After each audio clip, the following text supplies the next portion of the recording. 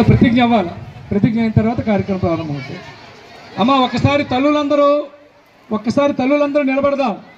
తల్లులందరూ అలా నిలబడదాం మీ ప్లేస్లో. అలా తల్లులందరూ ఒకసారి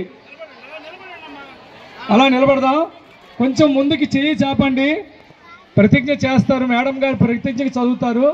అది ఆ ప్రతిజ్ఞను మీరు వెనకతో చదవండి.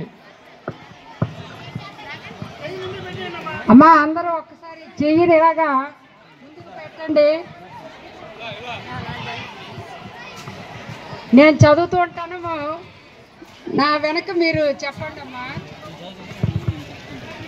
జిల్లా పరిషత్ ఉన్నత పాఠశాల రాంభద్రపురం విద్యార్థి యొక్క తల్లి లేదా తండ్రినైనా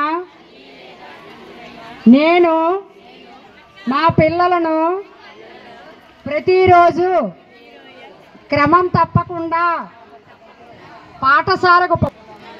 పాఠశాల అనంతరం వారి చదువుకు ఇంటి వద్ద ఎలా బడి బయట పిల్లలు లేని గ్రామంగా తీర్చిదిద్దడానికి తోడ్పాటు అందిస్తానని తెలియజేస్తున్నాను.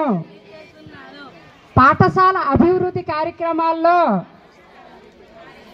నిరంతరం పాల్గొని అంకిత భావంతో ఉపాధ్యాయులకు సహకరిస్తానని పాఠశాలకు ప్రజలకు మధ్య వారధిగా వ్యవహరిస్తానని తెలియచేస్తున్నాను.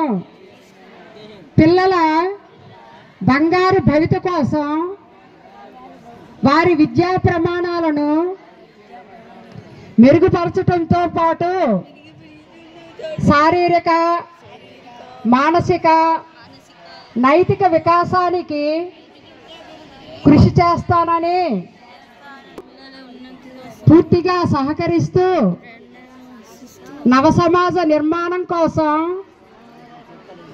నా వంతు కృషి చేస్తానని మనస్ఫూర్తిగా ప్రతిజ్ఞ చేయుచున్నాను. Thank you.